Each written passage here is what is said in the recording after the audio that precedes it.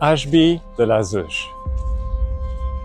What an intriguing name! And apparently its origin is a combination of English, Danish and Norman French. But we'll leave the history lesson for later, I promise. You'll probably have plenty of time to delve into it once you will have moved in, because we're about to view a property which is a wonderful barn conversion not far away from here.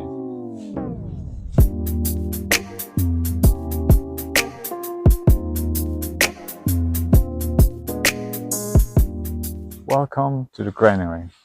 The house is one of the buildings that make up what used to be this farm complex with a typical square shape and a court in the middle that is perfect to give you a sense of privacy and security as well. The main court has been cleverly designed and landscaped to turn it into the main access, parking space, and also the front garden, which we'll go through in a minute to enter the house. The footprint of the house is very typical of a barn, so it's in the form of a long stretched rectangle. But when the conversion is done properly, which is the case here, it quickly becomes an asset. Firstly, because it gives you volume, not just because of the height of the ceilings, but also because it allows you to play with perspective and to quickly, in a glimpse, allow people to see different areas in a sequence, and that is interpreted by the brain, and rightly so, as an information that there is lots of space. And actually this house offers over 3,000 square feet of living space, so it's not just an impression. There is an incredible amount of space inside. Second, with space comes light, and I love when a design is made in such a way that we make the most out of the natural light. And thirdly, there are some opportunities given by that typical shape of barns, and I will be mentioning that as we'll be going around the house. So we enter the house going through the front garden, which has been beautifully maintained. It's very colorful and bright. We've got the double garage on the left. And as soon as we enter the house, we're faced with what we would expect to see in a converted barn, which is the presence and the omnipresence of raw materials. So here there's a perfect example. You've got a big piece of timber above the door frame, apparent brick, and that's that contact with materials and nature which people tend to appreciate in converted barns. And one of the 4 reception rooms that this house has to offer, and it's been used as a family room, gaming room. I think it's to chill and relax. And I'll start the visit going upstairs to show you the master bedroom. I love the wooden staircase. As you get upstairs, there's a nice zen landing area, which I love. And behind me, you've got access to one of the small bedrooms, and we're going to head down the corridor and show you the master bedroom with its ensuite bathroom.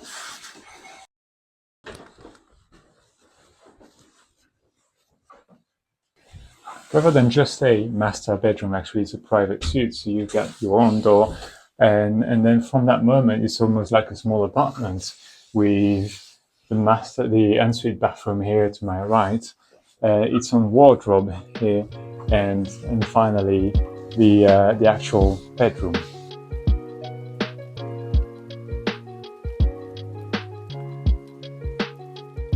As you go out of the master bedroom, as I say, to my right in the corridor, there is a second bedroom, double size, with a view on the garden and onto the surrounding countryside. In addition to the bathroom that comes with the master bedroom, we also have a family bathroom that could be used by the other 2 bedrooms.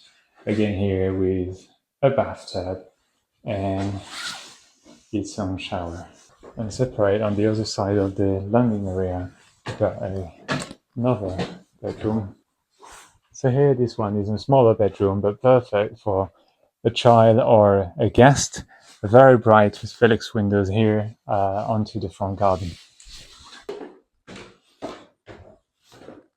Now we've come back downstairs. We are out by the main entrance, and to the left was the entrance to the kitchen, which is one of my favorite rooms here in the house. One, because I love cooking, but also because there's the layout of it allows you to benefit from lights from either side. It's quite a bright room. You've got your stable door giving you direct access to the garden. It's been also designed with a kitchen island. This room is very bright, it's very spacious. There's room for more than one cook here in the kitchen. And at the back, this is very practical. There's a utility room where you've got your washing machines, dryer, and another sink for the utility side of things. You've got washrooms and your access to your double garage. Now we're entering what is the living room. We've been through the entrance, the first reception room. This is the second. Bear in mind, this house offers 4 reception rooms, and I love this with barn conversions that you get the opportunity to have a sequence of rooms, each with its own identity, but still with a common theme, which is the wood throughout the house. So you see here a big piece of timber above the door frame, also the flooring throughout the house, except the kitchen, and doors as well. So there you have French doors going onto the patio, and now we carry on with the last room on the ground floor. So now we're reaching the last room on the ground floor, which has currently been set up as a dining room, which might be a bit odd considering we're like 3 rooms away from the kitchen. Actually, the idea here, and that was the third benefit I was going to mention about barn conversions and making use of a building that is quite long, is that this part of the building could be seen as a section on its own. So it's perfect to make what you could call an annex. Let's go upstairs, and I'm going to show you what we could call room number 2 because of its size. Again, sturdy doors here that opens into a very big bedroom that has space for a double bed, beautifully decorated, lots of space. We have here the bathroom. In this bathroom, I particularly like the design of the taps and the sink. And as we leave the bathroom, we've got storage either side, and we're back in the main part of the bedroom with windows towards the front garden. And even though it's under the roof, actually, I'm quite tall and I've got no issue whatsoever with the headroom. So it's a very decent sized bedroom, perfect for either as a bedroom number 2 or as your guest room if you're using this part of the house, this section of the house, as an annex. So now let's go back down, and I'm going to show you the end tour with the garden.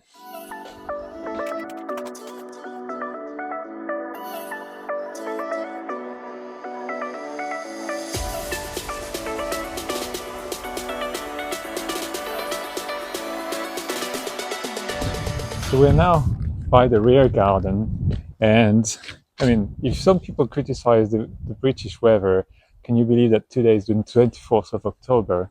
So there you go for bad weather. Not bad at all. And what is nice about this garden is the same thing that is nice about the house. It's been perfectly landscaped. You've got small terraces. So one just outside the kitchen with a small table, a few steps, and then you're onto your main patio area. And then further up, there's like a second section of the garden with a small gate. Very lovely, great design. And it gives you, again, the sense of perspective that you have a lot of space, and you sure do. There's 1/3 of an acre. And another nice feature of the garden I kept for the end is that it benefits from a private gated green lane. Basically, that's a drivable way that allows you to access the rear of the garden, be it for maintenance works, but also if you're hosting a reception, that's the perfect way to access the rear of your garden. So thanks a lot for watching. I hope you appreciated the tour. I really wanted to highlight the quality of the materials, how stunning the property is, providing all the convenience, all the privacy while being close to all the transport links. If you want more information, all the description, all the details are found in the description below, and invite you to reach out so that I can arrange a viewing.